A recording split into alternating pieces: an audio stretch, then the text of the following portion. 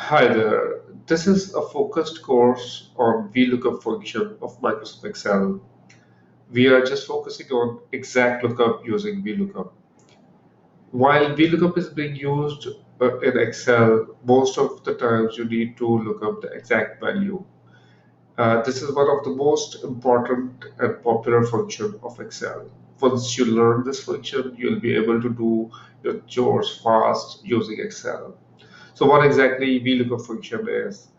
VLOOKUP is a function which will actually find a value in the main column and return any value from a corresponding column. So example one, in the first example, this is, for example, a VLOOKUP column that is employee ID, and then this is the return column. So if I would VLOOKUP 2, it will return me the Department of Finance. So what exactly VLOOKUP did is that it searched for a specific value in a lookup column and returns corresponding value of the return column. Here is another example. For example, you have customer IDs, names, and sales. If I search for 3, this is the lookup column. It will find for 3 in this specific column and return from the return column that is 75,000.